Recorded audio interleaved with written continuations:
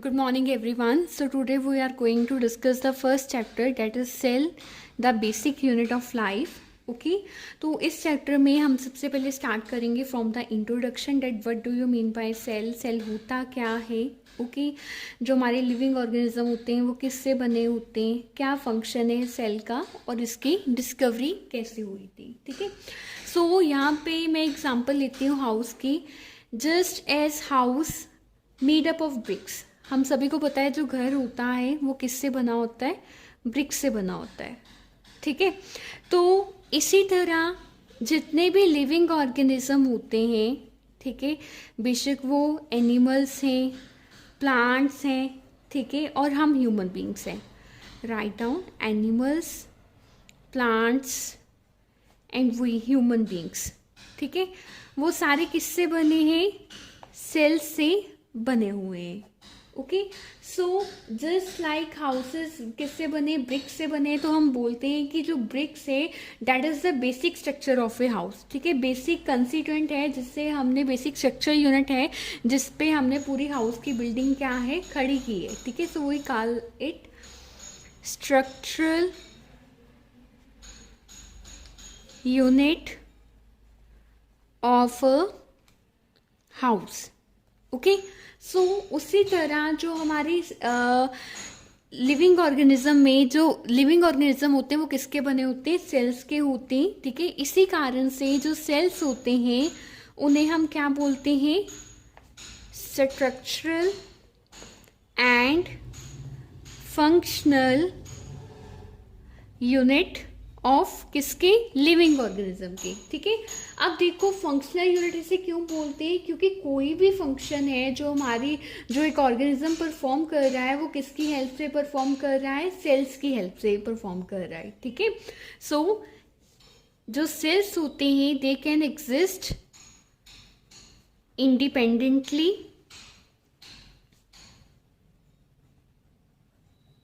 And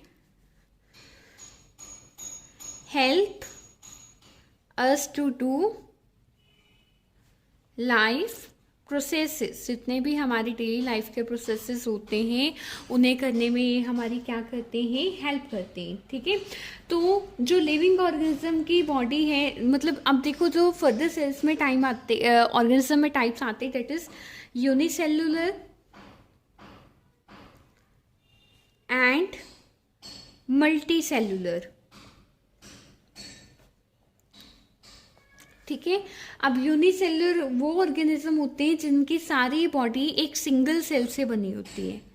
ठीक है, जिनकी सारी बॉडी एक सिंगल सेल से बनी होती है उन्हें हम बोलते हैं यूनिसेलुलर सेल, और जिनकी बॉडी मल्टीपल सेल से बनी होती है उन्हें हम क्या बोलते हैं, मल्टी सेलुलर ऑर्गेनिज्म बोलते हैं. ठीक है, तो जो सेल होता है उसकी सेंट्रल पोजीशन होती है, जैसे कि केमिस्ट्री में जो एटम होता है, ठीक है, उसमें न्यूक्लियस की पोजीशन होती है ना सेंटर, ऐसे ही जो सेल होता है उसकी भी बायो में क्या है, एक सेंट्रल पोजीशन होती है, और ये क्या है, फंडामेंटल यूनिट होता है जो हमारी लाइफ की एक्टिविटीज़ को क्या करता है, कैरी आउट करता है. ठीक है, और इस साइंस की वो ब्रांच जो इसको स्टडी करती है उसे हम क्या बोलते हैं, cytology. Okay so cytology is the branch of biology in which we study the cell structure.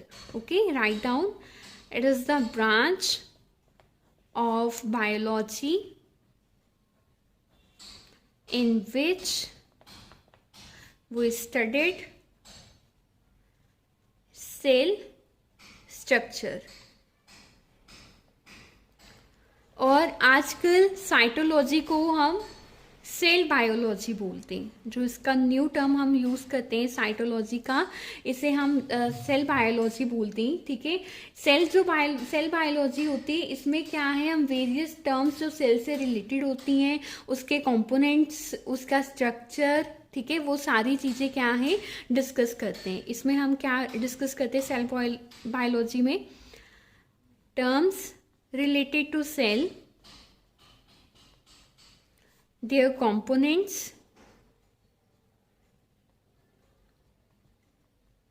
and their structure. ये सारी चीज़ें हम सेल बायोलॉजी में डिस्कस करते हैं, ठीक है। तो अगर कोई आपको पूछे जो लिविंग ऑर्गेनिज्म होते हैं वो किससे बने होते हैं, write down the question, what living organisms are made up of, ये किससे बने होते हैं। देखो जितने भी लिविंग ऑर्गेनिज्म होते हैं वो सेल्स से बने होते हैं, और सेल्स की कैरेक्टरिस्टिक्स क्या होती है, cells are the building blocks. जितने भी लिविंग ऑर्गेनिज्म है उनके लिए सेल्स क्या एक्ट करते हैं, बिल्डिंग ब्लॉक्स एक्ट करते हैं। Okay, they are capable, it is capable of independent existence. ये इंडिपेंडेंटली क्या कर सकते हैं, एग्जिस्ट कर सकते हैं, और जितने भी बेसिक फंक्शंस हैं लाइफ के, and perform basic functions of life. Okay, and कोई भी ऑर्गेनिज्म है वो अपनी लाइफ किससे स्टार्ट करता है, एक सिंगल सेल से स्टार्ट करता है, एंड हर एक जो सेल होता है उसका एक क्या होता है, अपना पर्टिकुलर लाइफ स्पैन होता है। Okay, each cell has its own life span. Okay, and जो हमारी बॉडी में जो सेल्स होते हैं वो कंटिन्यूसली रिप्लेस होते रहते हैं, ठीक है। पुराने सेल्स क्या है, ब्रेक डाउन होते हैं, और नए सेल्स क्या है, बनते रहते हैं, ठीक है। एंड जो सेल्स हैं वो मिलके क्या बनाते हैं, टिश्यू बनाते हैं, फर्दर टिश्यूज मिलके क्या बनाते हैं, ऑर्गन बनाते हैं, एंड इन सभी का क्या होता है, एक ऑर्गन सिस्टम होता है, और वो किस में वर्क करता है, एक ऑर्गेनिज्म में वर्क करता है।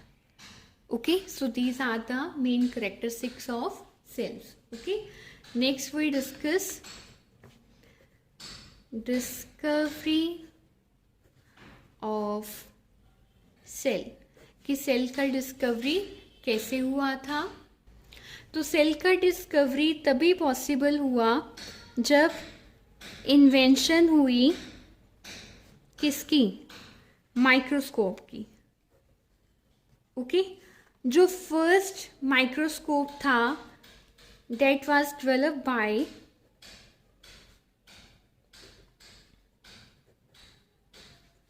Antony von, यहाँ पे डबल ई आएगा, ल्यूवेनहोक। ओके, तो उन्होंने फर्स्ट जो माइक्रोस्कोप था वो डिस्कवर किया था। तो ये सिंपल माइक्रोस्कोप था, थोड़ा इसके बारे में पढ़ लेते हैं। This was a simple microscope,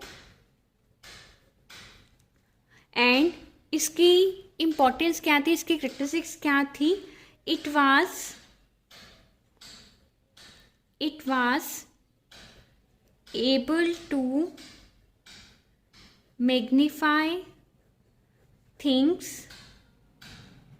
to 300 times their original size.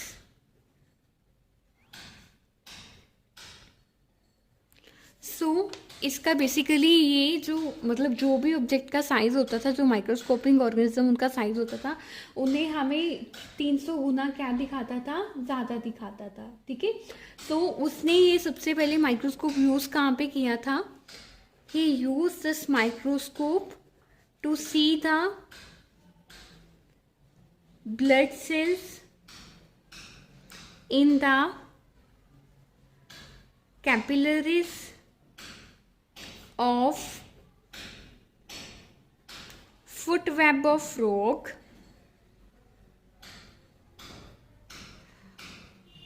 And उसने क्या रिकॉग्नाइज किया था कि उसमें क्या है, लिविंग यूनिट्स ऑफ क्या है, सेल्स हैं, ठीक है। पर जो सबसे पहले सेल्स का नाम दिया था वो रॉबर्ट हुक ने दिया था, रॉबर्ट हुक जो इंग्लिश साइंटिस्ट थे,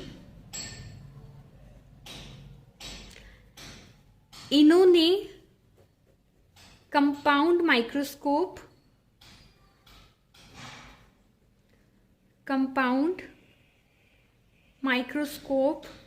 की हेल्प से क्या देखा था, सेल्स को देखा था। ठीक है, सो इनका जो कंपाउंड माइक्रोस्कोप था उसमें क्या थे, 2 लेंसेज थे विथ 2 लेंसेज।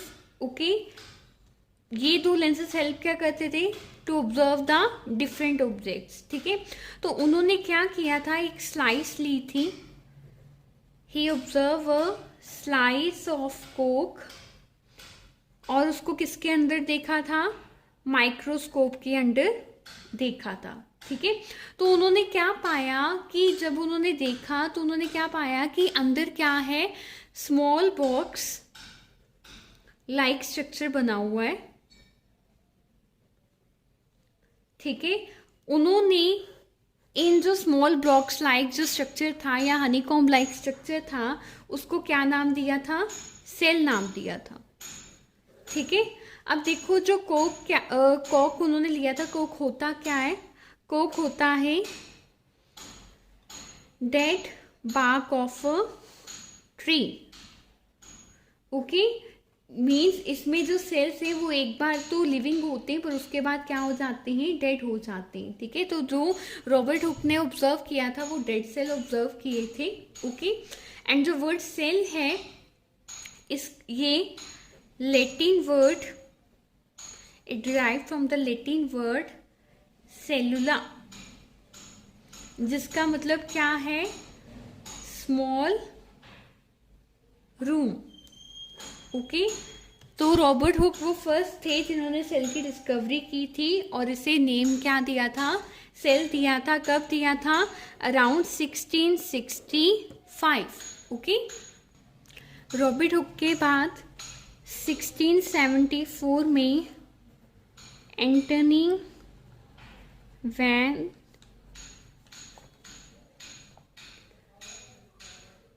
लीeuwenhoek ने लिविंग सेल्स डिस्कवर किए थे, किसके अंदर, पॉन्ड वाटर के अंदर। ठीक है, तो उन्होंने अंडर माइक्रोस्कोप पॉन्ड वाटर के अंदर क्या देखे थे, लिविंग ऑर्गेनिज्म, लिविंग सेल्स देखे थे। ठीक है, देन उसके बाद रॉबर्ट ब्राउन ने 1831 में न्यूक्लियस की डिस्कवरी की थी, nucleus in the cells. Okay, and इसके बाद J.E. परकिंसे एंड वॉन मोल इन 1936 जो सेल के अंदर लिविंग सब्सटेंस था उसे उन्होंने नाम दिया था प्रोटोप्लाज्म। और ये माना जाता है कि जो प्रोटोप्लाज्म है वो किससे बनता है, cytoplasm and nucleus. Okay, so हम ये बोल सकते हैं that a cell is said to be living when it contains cytoplasm and nucleus, and ये दोनों मिलके क्या बनाते हैं, हमारे पास प्रोटोप्लाज्म बनाते हैं। ठीक है, so this is all about the introduction of cell and the discovery of cell.